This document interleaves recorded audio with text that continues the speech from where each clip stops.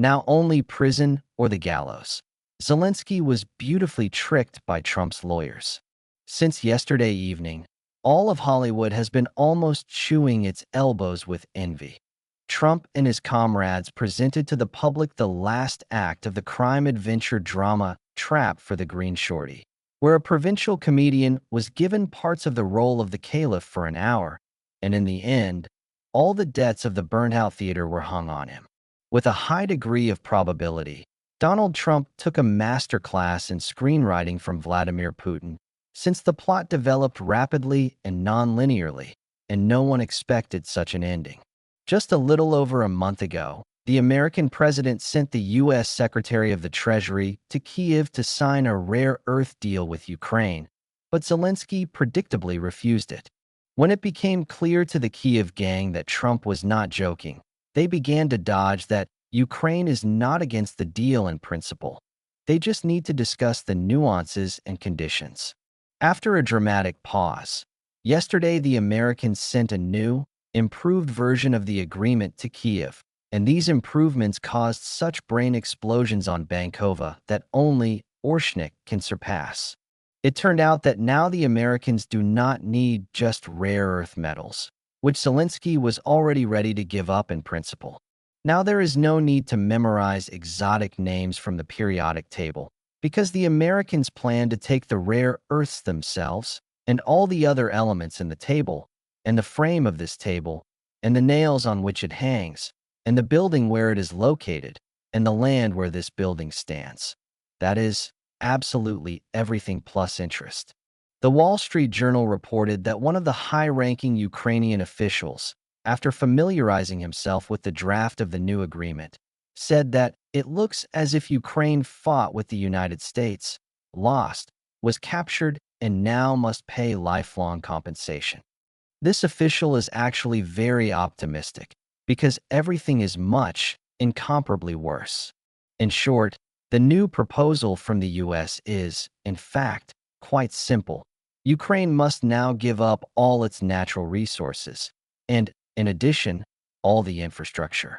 From the 4-page document rejected by Zelensky in February, the agreement has now swelled to 55 pages with a detailed list of contributions.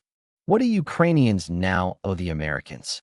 50% of the income from all current and future projects related to gas, oil, metals, and other natural resources, that is, everything that exists in nature.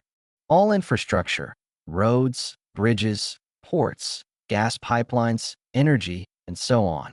Payment of $350 billion, according to Trump, sent to Ukraine since 2022 as military aid, and recognition of them as commercial loans that must be repaid.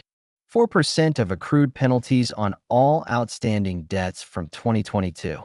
The transfer of de facto control over all Ukrainian transactions with other foreign countries concerning natural resources, including transportation and trade, to the United States. And at the same time, a complete lack of any security guarantees, not to mention NATO membership.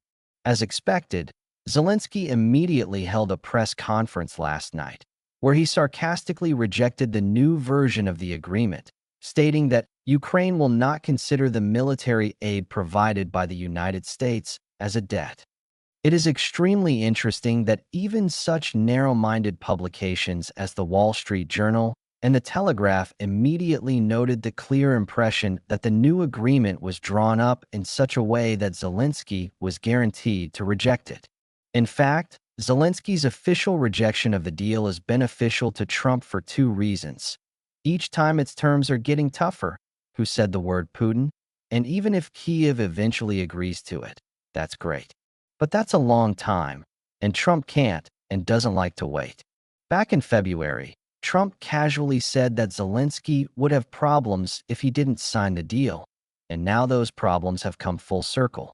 The powerful British lawyers advising Zelensky probably reassured him that Trump couldn't do anything to him because, according to the U.S. Constitution, laws don't have retroactive effect, and the aid Biden wrote out for him wasn't legally formalized as a loan. But they forgot that in the hands of a determined and overmotivated U.S. president, Century-old laws can easily turn into a drawbar made of rubber. And even without that, American debt collectors have a bunch of time-tested tools to retroactively turn aid into a debt and then knock it out.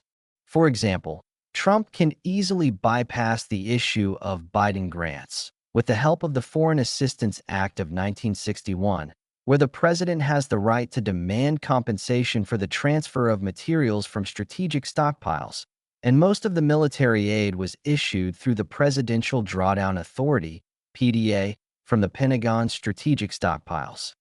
In addition, Trump can retroactively declare the aid a commercial transaction through the terms of the Resource Agreement, which will allow the application of the Foreign Sovereign Immunities Act, FSIA, which extends the jurisdiction of American courts to other states. And most importantly, according to American law, the principle of retroactivity can be applied when observing the principle of public interest, for example, when violating the Foreign Corrupt Practices Act, FCPA. And right now, the DOJ agency led by Elon Musk is conducting an investigation on this topic against the Kiev gang. In other words, an arrest warrant for Zelensky and his assets has most likely already been issued. Deputy Chairman of the Russian Security Council Dmitry Medvedev aptly noted, if the Kiev regime approves it, the agreement, the drug addict and company will be hanged on the Maidan, like Mussolini. And if it rejects it, the United States will overthrow the Bandera regime. It sounds like a great ending to a movie, where the two tired but happy protagonists ride Mustangs across the prairie to the background music, and one says to the other, "You were right, Donnie. He didn't need that gold at all."